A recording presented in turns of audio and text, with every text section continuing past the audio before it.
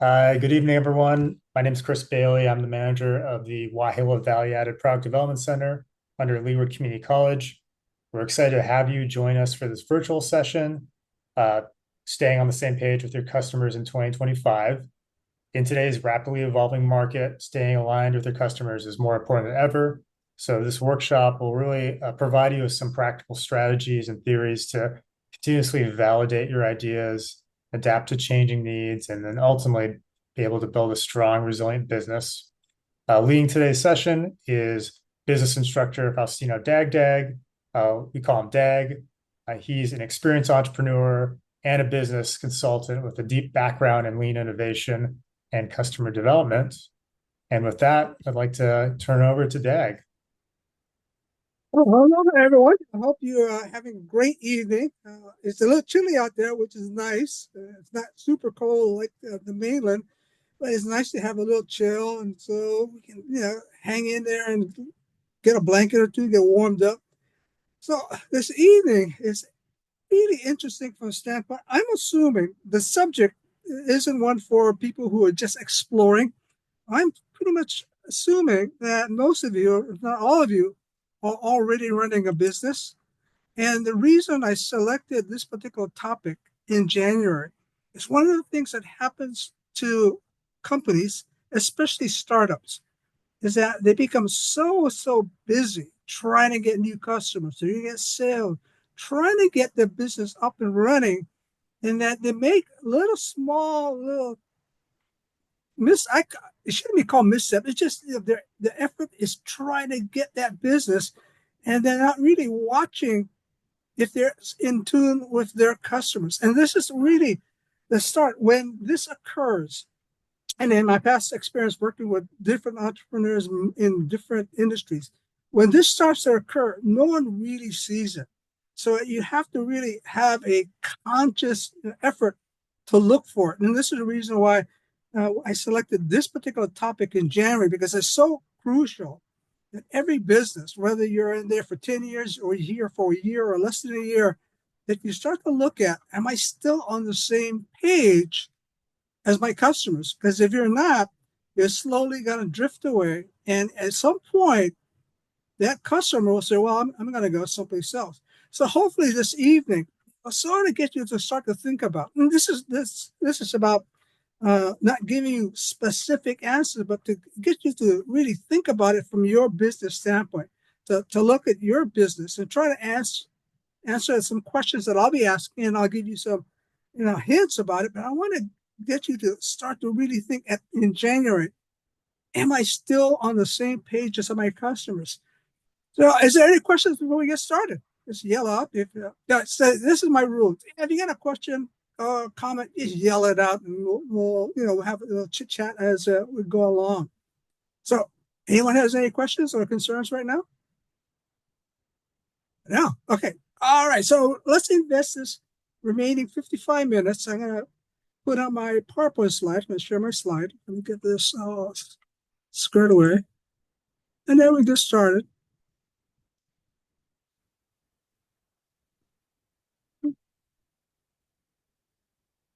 So this is part of our Lean Launch series. The Lean Launch series is a new way in which we do startups, and this is the methodology that we're using at the Wahilla Value Added Product Development Center, because it reduces the amount of early startup failures. The Lean Launch methodology has shown that it substantially reduces the early startup failures. So this is part of that series. So let's take a look. First of all, Happy New Year. This is just the middle of January, but still a new year, and Happy New Year to all of you. And so, if you're watching the lunar calendar, it is the year of the snake, which is kind of interesting.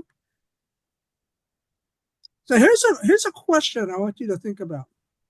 Have you lost customers in 2024, and will you lose customers in 2025? I want you this is right now, I want you to make a mental note of it. Just give you about 10 seconds to think about it. Have you lost customers in 2024? And will you lose customers in 2025? Now you've thought about it for a while. The answer is yes. You go, what? And so it surprises a lot of people, but it's a fact that you will you have lost customers in 2024, and in the coming 11, 11 and a half months remaining, you will lose customers in 2025. And so you might want to look at, oh, why is that the case, Dag? You might want to ask. So let's take a look. First of all, I'm going to show you I used to teach a lot of customer service classes in my consultancy. I'm going to show you a statistic that most of you have already seen, but it's last dated from 15 years ago. Let's take a look at it. Why people stop doing business with you. And so this source year was 2009. So 1% die, 5% move, 10% poor product or service quality, 70% actions of a competitor to go and steal your customers, and lastly, 67% poor treatment by indifferent employee. Now, I'm going to show you, let's look at 2024. Similar, but it's going to have a really major difference. So let me show you 2024's version of this. Same question. 1% die, that hasn't changed. 2% move, it used to be 5. 5% from a competitor, it used to be 17. 14% are dissatisfied with your product or service, it used to be 10.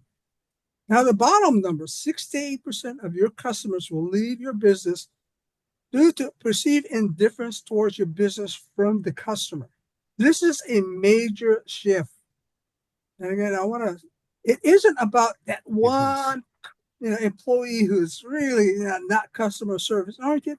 It's not about a specific person. This shift in numbers, 68% of your customers will leave your business because of perceived indifference towards your business from the customer.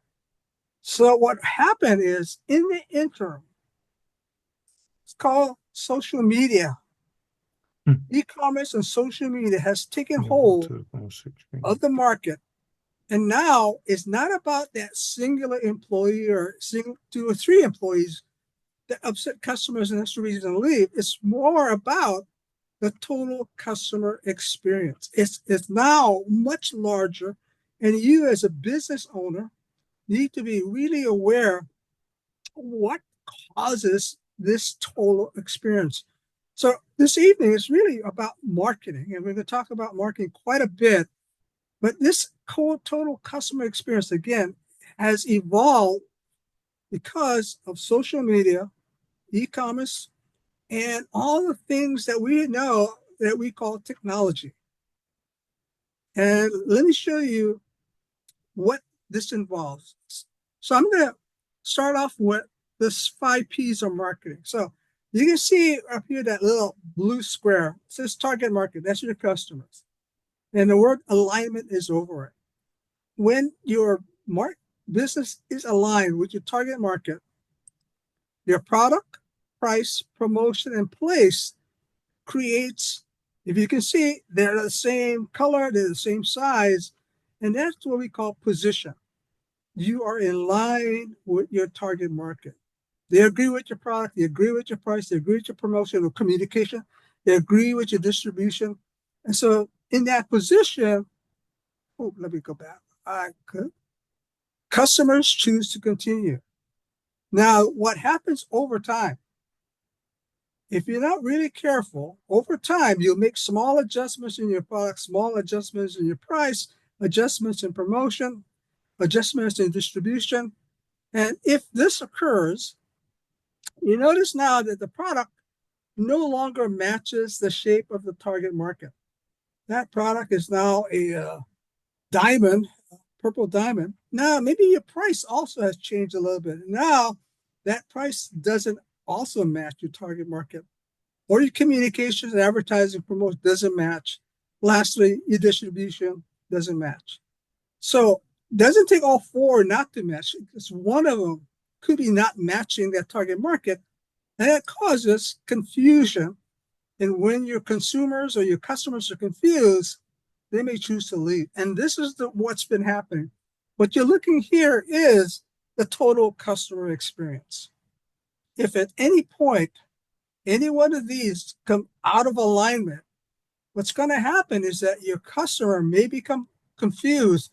And when confusion sets in, in their minds, well, I'm not happy with the product, I'm not happy with the price, I'm not happy with the communications, and I'm not happy with how I get my product. So they leave.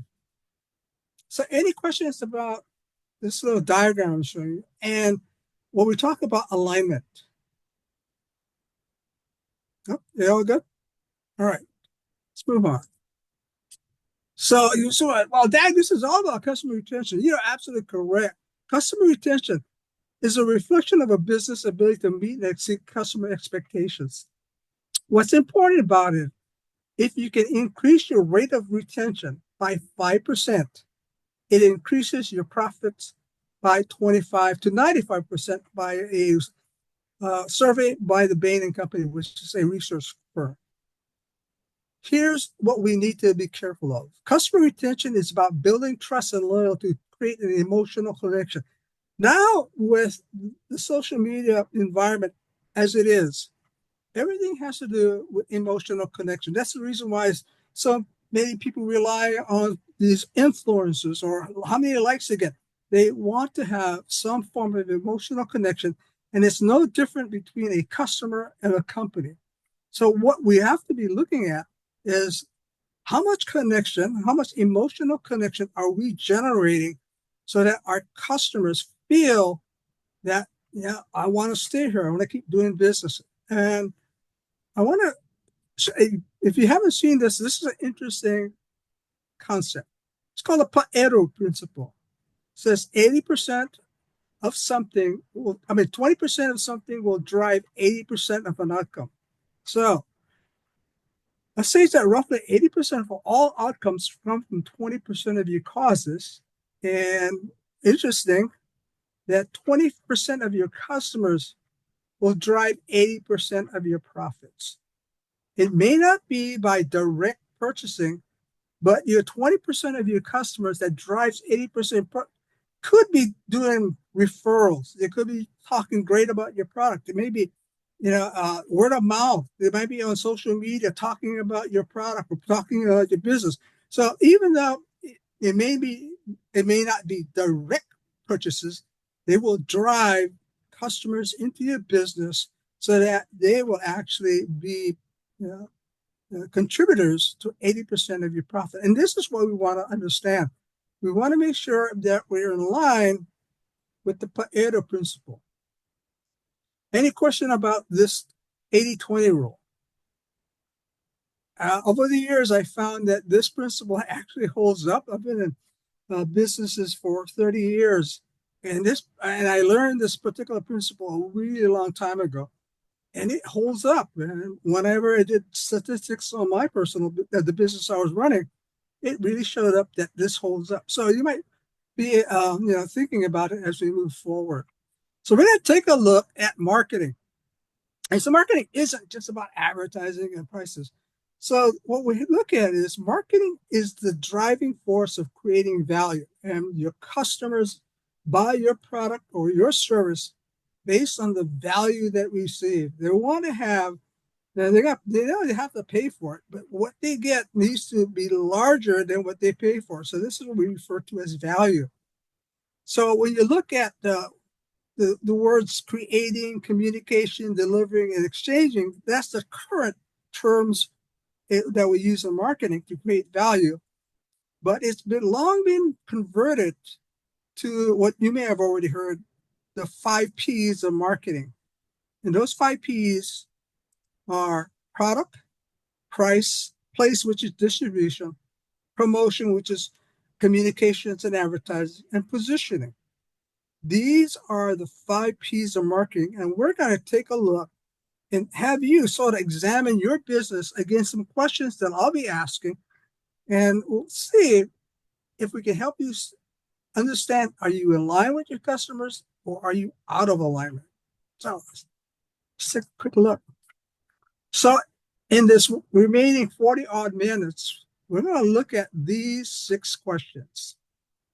Product or service, is the problem you're solving still the same? And is your value proposition still valued? Is your product or your service still valued by your customer? Or have they lost value because you haven't been keeping up with their needs? Pricing, are your pricing strategy and pricing still effective to your customers? Now, we've had a lot of ups and downs because of the economy moving so up and down that sometimes we make these price adjustments and we're not real careful that we may be changing how our customers react to our prices. Third, promotion and communications. How are you staying in contact with your customers to keep them interested in your business? This is critical. You have to have constant contact with your customers because you're always being faced from competition. And if they out communicate you, then you probably lose that particular battle. Place of distribution. Is your distribution channel still effective in serving your customers? Again, this is another place where certain areas of the economy have shifted in how they would prefer, customers prefer how they receive the products or services that they purchase. The last of five, positioning. Is your customer experience in alignment with your brand promise and your customers expect? Now, you have an idea of what your brand is promising, what that experience should be, but is your customers experiencing what you think they should be experiencing? And the last one, what have you done to show your appreciation for their support? These are the 6 questions that we'll be sort of looking at and having you sort of decide, yeah, is my business in line? Is it not in line? And what should we do about it? So let's take a look at the first category, product and service offerings. So when you're not in alignment with your customers' needs are always evolving. They're changing on a daily basis. And one of the things you want to be sure of is that as they change, as that need changes, they're looking for additional value, that you are changing your product or your service along with those changes. So some questions you might want to ask is, has the needs of your customers shifted? And has your offering shifted with them? Have your offerings unique value? The unique value proposition is what made the customer choose you in the first place. This is something that's special. It could be a special ingredient if you're in food, special way that something feels or looks if you're in clothing. It's a special solution that the customer says, yeah, this is the reason I'm saying it. Is it still valuable? Have you been innovating new product offering and service to build more value? And this is something that's interesting. You always have to keep your customers as they evolve. You always have to keep looking at your product or your service. Say, should I be introducing something more innovative? Should I be doing something? So this is where that old phrase you would always hear, renew and improve. So this is where we should start to take a look at how new and improved should we be. So let's look at some things I'd like you to take a look at. Things that you might want to consider. First one is segmenting your customers by their history with you and offering product services we segment. Now, if you haven't been segmenting your customers, you need to start to separate them out. Remember the 20-80 rule? You have to be able to understand who are my 20%, who falls into the 20 to 50%, who falls within that 50 to 100%. The reason is that your current customers, your old customers, may have shifted. And so the product that they originally bought no longer fits their need. But you can't just move along because you may have new customers that like your product because it actually fits their needs. So you have to look at the needs are moving on a continuum. Can you offer segments so that you can offer different segments the most appropriate solution to their problem in terms of product or service? And this is, again, a way for you to take a look at who are my 20% best customers and who are others. And so do I need to shift towards improving some part of my products to meet that early 20%? So that's something I want you to look at and look at your product or service offering. Can I segment it? The next thing to look at is to retest your offerings on a regular scale. Now, this is really good. Some people do it on such a critical basis, and the reason we want to do it, you got to test, retest your offering on a regular schedule, and to see if there is the functional benefits are working properly, or are there errors or malfunctions. Now, this is going to be important because you want to be the first to find the errors and malfunctions before your customers. So you have to sort of say every 30 days, every 60 days, whatever, you set the schedule and you test it. You test your product, you test it. If it's you're baking cookies, maybe the baker's dozen, the 13th cookie is actually a test cookie. So this is the kinds you have to be careful because you don't want your customers to be the first to find out that something has gone wrong. Once they find out and you say, oh, I didn't know that, then you may lose them. The next thing, examine if the problem you're solving still needs to be solved with the current offering, or is there a new problem that needs a new solution? This is, again, a question only you can ask and answer. Has that problem that I originally was serving, has it evolved? If I was selling cookies with big, giant chocolate chip cookies, has my market shifted so that they want bigger cookies, or maybe they want nuts now? You have to really look at, is it still the same problem that you're solving? And every business exists to solve a problem. The last thing on that line is ask your best customers if they have any suggestions for improvement. This is critical. This is part of the lean methodology. So always look back and do customer discovery, to go back and always make sure you're on the right page with your customers. So this is product service. Any comments or questions about this first area? Is all good? All right. Yell out now. Just yell out if you have a question or concern. Pricing. Now, this is really an area where it's really up and down. In the last several years, this pricing question has been so dramatic. And the reason is pricing is a reflection of the value perception your customers have. So the price that you're charging should reflect the value that your customers are receiving. If for some reason that's not happening, you have a little problem going on. So questions to ask, is my price reflecting the value customers will receive? And the typical one is, remember, shrinkflation, where the manufacturers have been shrinking the product, keeping the same price, but shrinking the product, trying to fool people to say that, we haven't raised our price. We really have. So you have to make sure that your price is reflecting the value customers are receiving. Next question, has my price become uncompetitive due to market conditions and trends? Maybe you haven't been watching your competitors. Maybe you haven't been watching the market close enough, and your price has become uncompetitive, maybe just temporarily. Third, are my pricing clearly communicating my value differentiation from my competitors? Your value differentiation is what made you special. That one area of your product or your service that made you special, and what your customer says, this is the product I want, this is the service I want. That's your value differentiation. And that's what you need to do to justify your prices. When you pay my price, this is what you're getting. So let's look at some things to consider. How about adding one or two more benefits to a product or service to increase customer value perception? Doesn't have to be large additions. So increasing the benefits received increases the value of the product or service to gain a competitive advantage. Again, it doesn't have to be major benefits. You just add something small and then announce it to your customers and play that portion of that.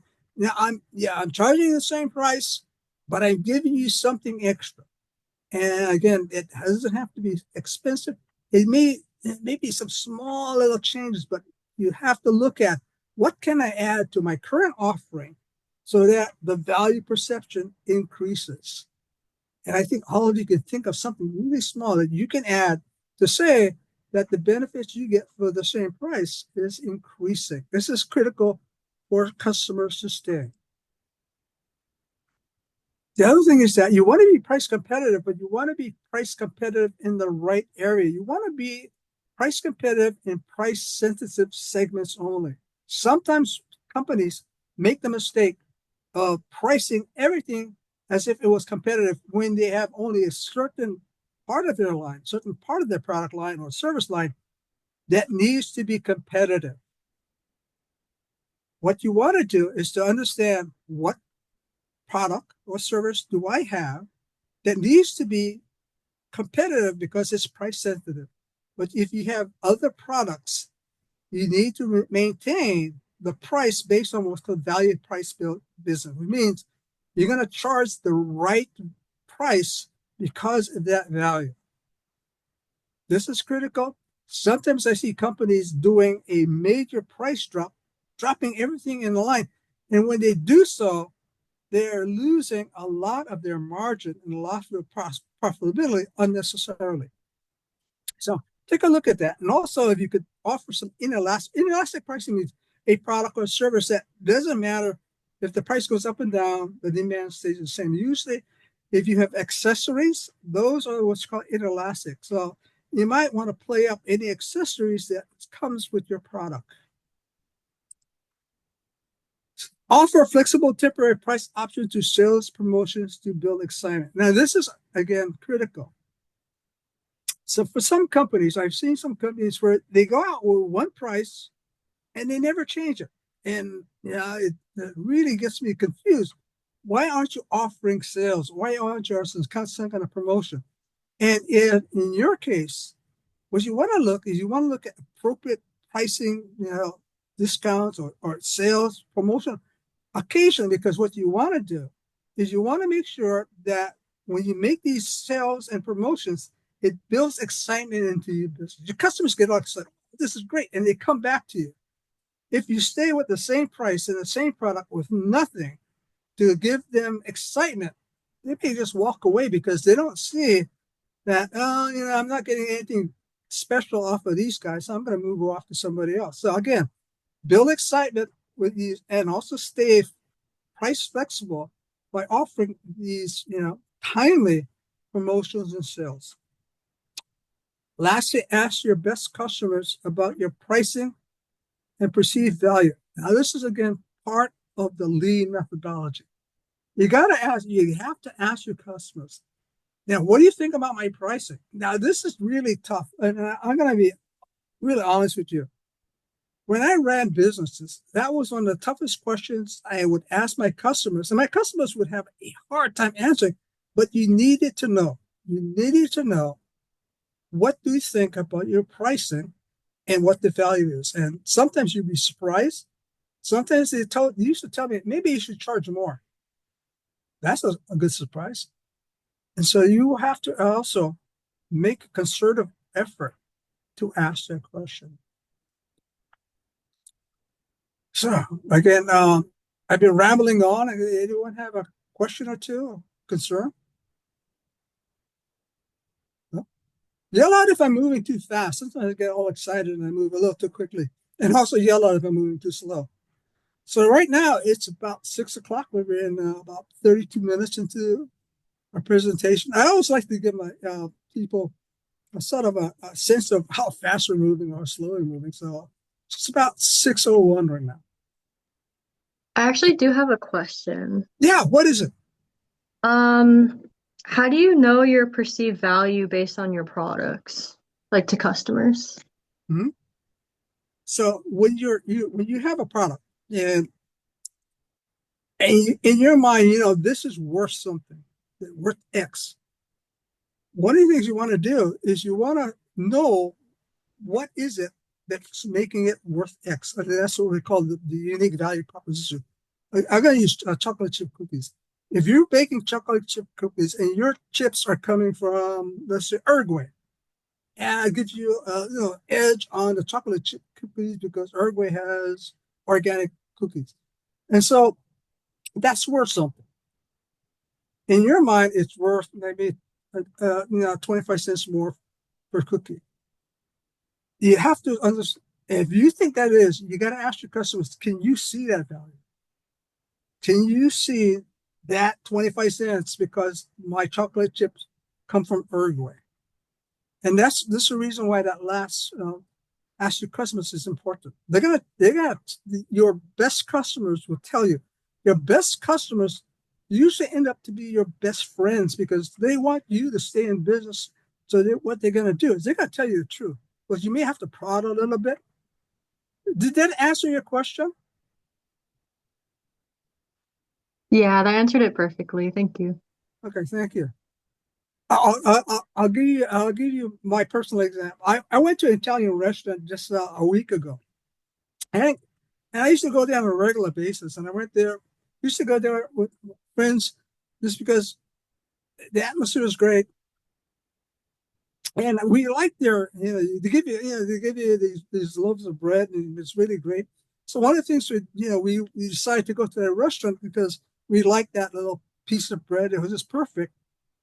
And when we got there this past week, the bread that they gave us was dry. It was pretty hard.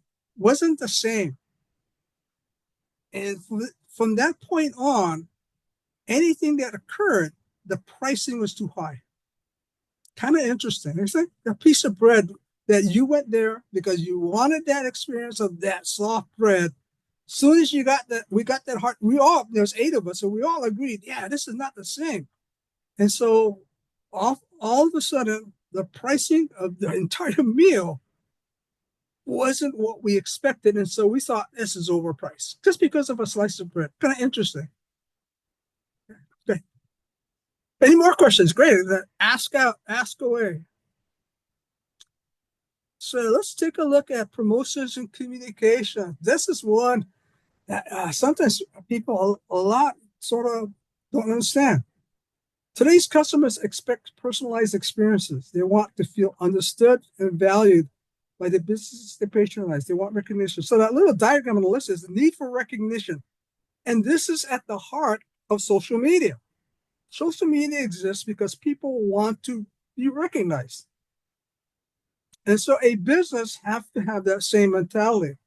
So when we look at your communications and promotion, mostly from the communication, how often do I communicate with my customers? When I do communicate, do I make it seem personal to them?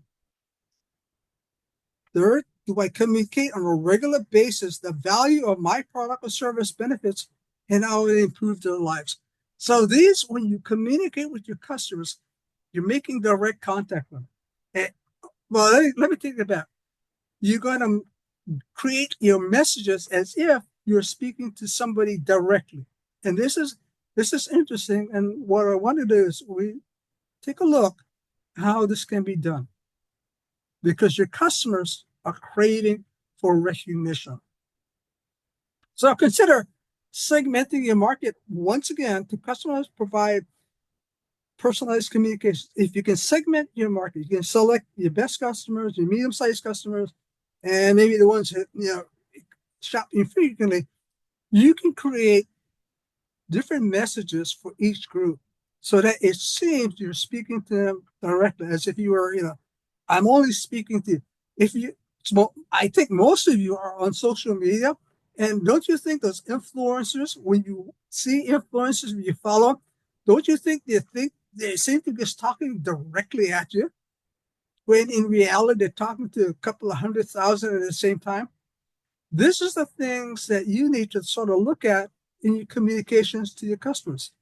How often do I communicate? And when I do I make it seem personal? Now, this is important for those of you who are in brick and mortars and your customers actually come in. This is an opportunity for you to decide, what messages should I give them? I see Jane coming in 3 times a week. You should not give the same types of benefits to her as if somebody who comes in once every 2 months. This is what we mean by being able to be personal. They want to be recognized. If you don't already have one, create a customer loyalty program to build and track reward customer loyalty. This is critical. If you don't have one, create one. If you have one, make sure you stay on top of it. The reason is you want to identify that 20% that drives your 80% of your profitability. And you want to make sure that you communicate with them in such a way that they will continue to drive that 80%. Again, you have to decide what the message is, who I'm going to communicate to, and what am I going to be doing. But you sort of have to try and build a loyalty program, whether it's an old-fashioned card and stamp, or it could be online. It could be multiple ways to make them feel special. Third, provide a mechanism for your customers to communicate with you freely. Now, this is when the old-fashioned suggestion box used to come in. People say, "Oh, I need a suggestion box," and people used to laugh at it. The reality is, it does work. So whether it's this old-fashioned suggestion box where people will write things down and put it in a box, or you have your elaborate websites, your social media sites, most important, just talk to them. Just make sure you're in contact with them so that they can ask, and you can listen and respond. This is a critical part. They want to be heard. You want to, whether the response you give is what they wanted to hear, they just want to have some kind of response. So that's promotion and communications. And here's a tip. Whenever you communicate as frequently as you can, constantly remind your customers how your product or service is improving their lives. A lot of times I find companies, small companies and startups especially, they don't do this enough. The reason they came to you in the first place and bought your product or your service was that your product or your service was improving their lives. And if you don't keep reminding them, they sometimes forget about it. So you have to be conscious in talking about this. My product is blah, blah, blah, blah, whatever it is. So again, had that Italian restaurant I went to, sort of said, we have a new bread. How do you like the bread? Oh, bread's terrible. Oh, okay. I'm so sorry. And so, what would you like us to do? Well, could you get the old bread back? Oh yeah, we'll take a look at it. Because once they got the old bread back, it improved my life. So I mean, but they never asked. If they asked, I would have told them that bread is just terrible. Again, this is what it takes when we're working with this concept of the total customer experience. This is what drives business today. It's this emotional bond that can be created so that the customer feels like they're being appreciated, that they're being recognized, and they'll stay loyal. So place and distribution. Now, this is really funny. People sometimes don't think, companies don't think that the final handoff is important. And my perfect example is always Amazon. Amazon is known for the technology. And when you order things from Amazon, it's always technology, technology, technology. And guess what? At the moment in which you receive that package, it is a human being that's handing it off. So the point at which customers see their purchase is when distribution places most interesting customer satisfaction. Distribution is where human contact is most important. And this is where customers have a need for human contact. Yeah, so imagine if you're running a restaurant and you have DoorDash. No matter what happens in your restaurant, it doesn't matter if the DoorDash delivery person is really bad. That's your restaurant. If they're really good, that's your restaurant. So one of the things you want to look at is at the point in which your customer receives the product that they've purchased, whether it's from a warehouse or a counter or online, you have to make sure that you understand what's happening. So questions to ask: are my customers experiencing inconvenience when receiving their product or service? Are my processes unduly inconveniencing my customers? Third, are my customers being treated with truthfulness and respect? So those are 3 questions. And let's take a look at some considerations. This is, I believe, and when I ran companies, this is what I was really not even two. I really was one of those who was just a nasty about this because I wanted to find pinch points in our distribution. I wanted to find out where are we going wrong. So this is something that you have to do as the owner or manager. You need to pretend you're a customer and order a product or service, and then look to the entire process to see if there's pinch point. Is there too much paper? In this case, is there too many clicks online? How many of you have ever had the experience? I got to do 10 clicks to get to something. Yeah, it drives me nuts. So excessive customer wait times, errors in filling orders, rude personnel, slow response time. You got to experience this yourself because you have to check. Again, you don't want your customers to find out first. And it's also you want to make sure it's on a regular basis. Look for pinch points. Well, I'll give you one example, a latest example. So all of us order things online, and they usually ask, punch one for this, two for that, So I got online, I was ordering something, and it was asking me to fill in something.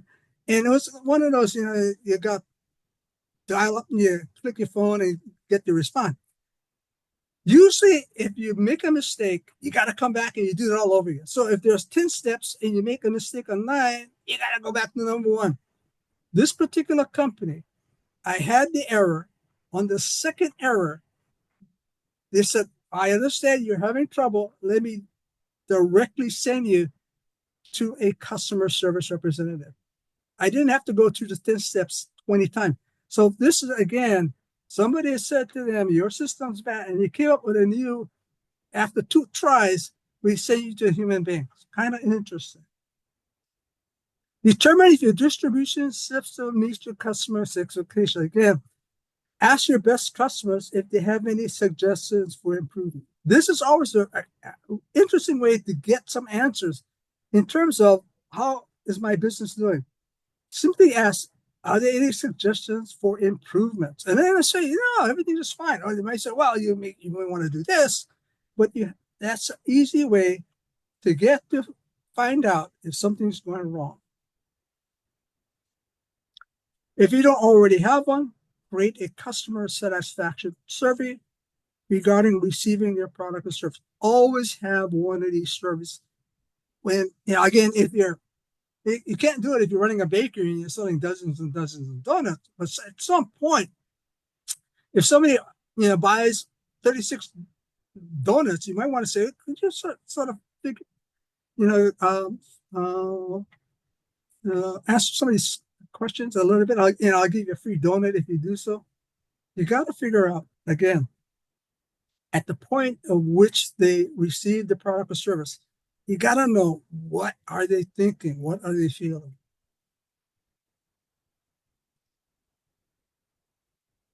Lastly, on that list, constantly train employees on customer service as defined by your brand. Now, this is again an area where if you have understanding of what your brand is, you have to train your customers into performing up to that brand. If you're saying you're the number 1 quality, you got to make sure your employees are performing at number 1 quality. You can't say my brand is number 1 quality and your employees are not performing at it.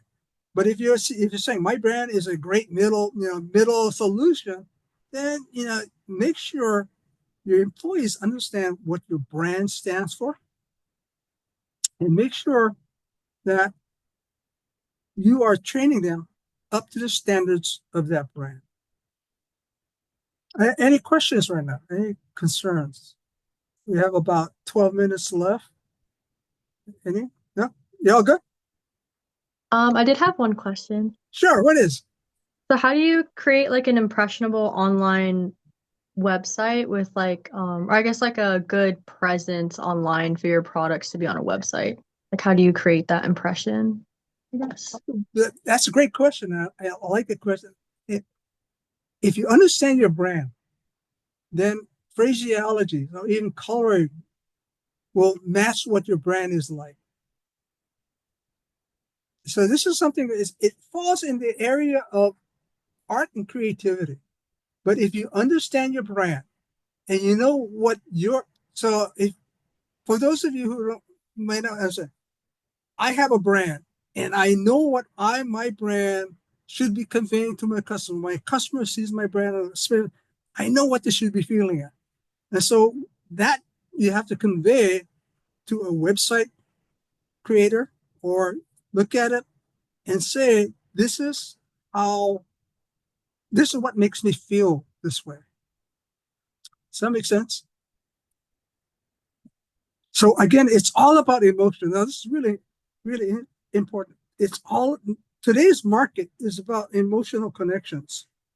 It isn't transactional anymore. It's about emotional. And so that's why websites are so important. Phraseology website, so all of this creates that total customer experience. And the other thing that's important is that when you have that understanding of your brand and what you want your customer experience to be, you become so unique that it becomes a competitive advantage. So let's get into the final two areas, which is positioning. In today's competitive market, creating a personalized customer experience has become crucial for business. And it's all about belonging to a community. So that's the essence of positioning. When a company has position in the marketplace, it's created a community, and people want to belong to this community. They want to say, yeah, I'm an avid I buy that brand or I like this. They like to belong to a community. And this is where, if you really do it in line, you create positioning. So the questions to ask are, does my customers understand my brand and benefits of my product or service as they see the brand? Again, similar to, talked about that presence online. Be sure that your customers sees the brand the way you see it. Does my brand deliver on my customers' expectations? Wow. Is my value proposition, which is the product or service that you're selling, still valued by my customer?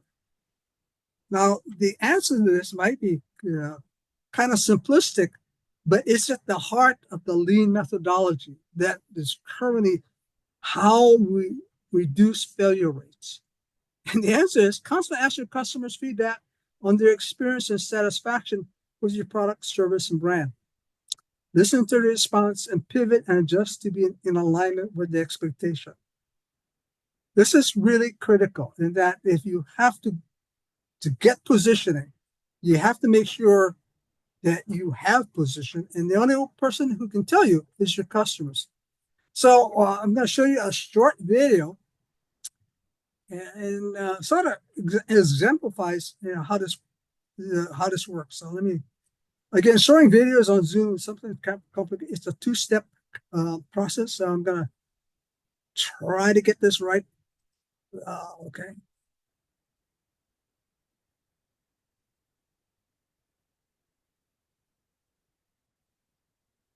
So how did you know that the customers need? Well, it's a two-step process. I gotta stop share, and now I can get the video back up.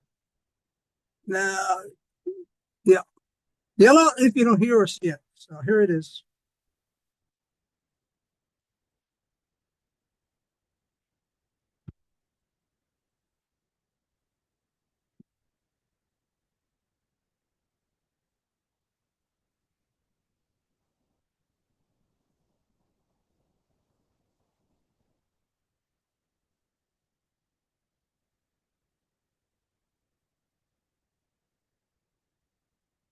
Hey, Dag, there's nothing on screen. What was that? There's nothing on the screen.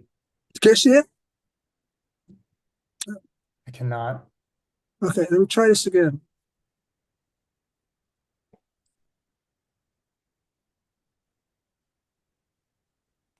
Did you see it this time? And then since becoming Tailwind, I'd say there's been, every. Can you see it or no? Yeah, I can see it. How did you know that the customer's needs changed? Is there a certain mechanism, or did you do a survey? How did you find that out? Yeah, so and I'll say even going back in time, Tailwind is actually the result of two pivots, and so I won't go through the whole history lesson on our company and our business and where we evolved from, but we went through earlier iterations of the company where we were kind of hitting on some needs, but not as much, right? And eventually we learned and got to a better place, and even then, since becoming Tailwind, I'd say there's been every 6 to 12 months, there's either some new need that pops up in the market that we have to, roll with and adapt to so we can serve people better. But the main way that we really figure this out, to the extent possible, is talking to customers. And we try to do that as much as we possibly can. And asking questions that sometimes lead them to tell us really hard, uncomfortable things, right? Because people don't want to tell you things like, oh, your product doesn't quite meet my needs the way it used to. That can be a really awkward thing to say, Right. or even saying it in different ways. But kind of guiding them there and making it okay to give the hard feedback, because what you want to learn is, where is it not connecting? Where are you getting it wrong at the moment, so that you can get it right in the future? How did you know that the customer's needs changed?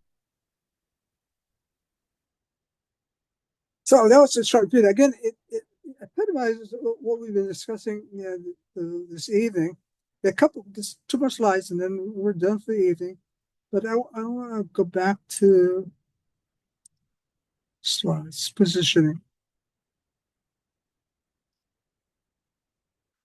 I got one more question, which is actually the sixth question. Write down, what have you done to reward your most loyal customers? So I'm going to let you about 30 seconds to think this over. What have you done to reward your most loyal customers?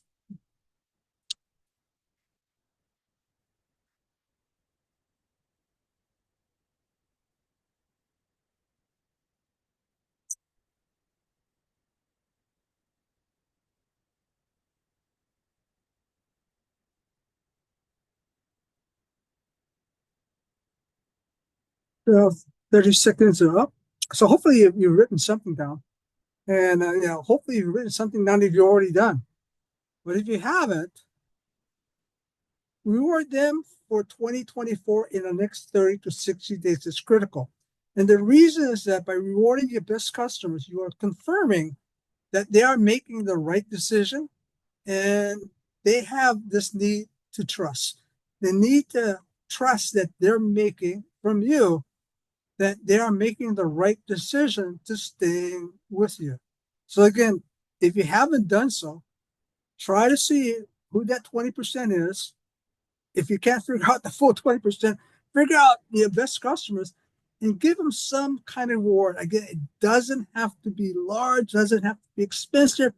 It could be something simple. They need to be given reassurance that you appreciate them and you appreciate their loyalty by rewarding them. And you'd be surprised how many of these major corporations are doing this same type of rewarding at this very moment. It's usually done within the first 30 to 60 days of a brand new year. The reason is that they want to solidify the trust in the customer, and that 20% or 30% will go off and drive more businesses in the upcoming year, just because you've confirmed that we have a trust relationship. This is really important for you to do. So let me stop sharing. Sort of lost. Hey, Chris, I think I may have lost something. There you go. Did you see the last slide? I didn't catch that last slide. Did you see You wanna that? share it again? Let me share it back up again.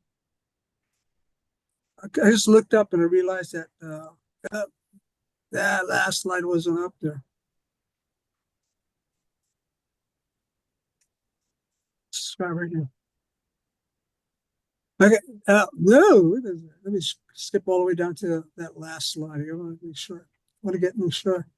I just want to get this last area. It's super important.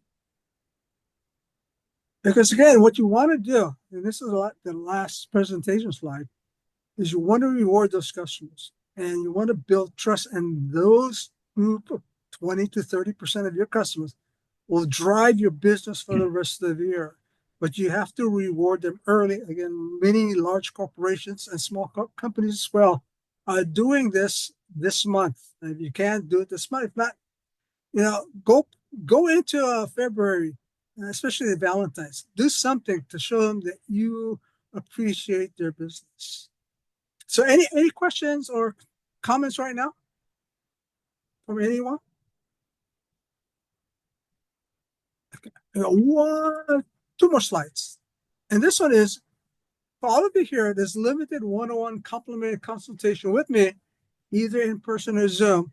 And if you want to have that consultation, just notify or contact the Wahiawa Value Added Product Development Center and say that you would like to have a consultation, rather in person. Or say if you want in person, it's probably going to be at the Wahiawa Value Added Product Development Center or on Zoom, and we can schedule a session where we can just talk about what you have on mind, and we can sort of talk story. And the last slide is Mekea Aloha Pumiana. Thank you so very, very much for coming this evening. So Awesome. Thank you so much. We are Dag. just at 6:29. So thank you Perfect so much timing. for your time. Dag, thank you. And to everyone that joined us, thank you so much for spending your evening with us. As Dag mentioned, for taking part of the session, you get a complimentary session with Dag. We'll send a follow-up email with details, and also we'll send a link to this recording so you can refer back to it. And this is just one of several programs and webinars we do out of the Product Development Center. This particular session is part of Dag's Lean Launch series, which he offers monthly. So probably the best way to stay up on everything we're doing is via our newsletter or also our Instagram. Our handle is Wahiawa Food Innovation. For those that haven't been to the facility, if you wanted to meet Dag on the facility for a consultation, that'd be incredible. Otherwise, feel free to schedule a tour at your leisure. You go to our website to find out more information on that. And so with that, if there aren't any questions, we'll definitely hope to keep in touch, and we'll let you get on to your evenings. How do you sign up for newsletter? Yes. Let me drop in our website in the chat. It's just leeward.hawaii.edu/WVAPDC. Click through there, and then right in the header, you'll be able to see a link for either scheduling a tour or signing up for our e-newsletter. And we do a monthly e-newsletter, keeping everyone up to date on all the activities we do. We do everything from these webinars to awesome hands-on workshops. We're doing one actually this Friday with Waiahole Poi Factory at the center, repounding poi. So we do all sorts of things. And you can also learn more about our entrepreneurs and our just basically the different folks using the center and taking part in the classes as well. So yeah, we hope to see you at future sessions, both online and in person. And hope to see, if you're a business owner and you have a product, hope to see your products in real life real soon. Dag, any parting thoughts? Yeah, so thank you so much for joining us this evening. I hope to see you in future workshops or at the center. It's even better. Thank you so much. All right. Thank you, Dag. It was very Thank you so informative much. with your sales. And Chris, I'll see you on Friday for the taro. Perfect. Yeah, I'll see you then, Derek. It'll be a good time. You guys take care now. Thank you so much. All right. Have a good night, everyone. Bye. Good night. Good night.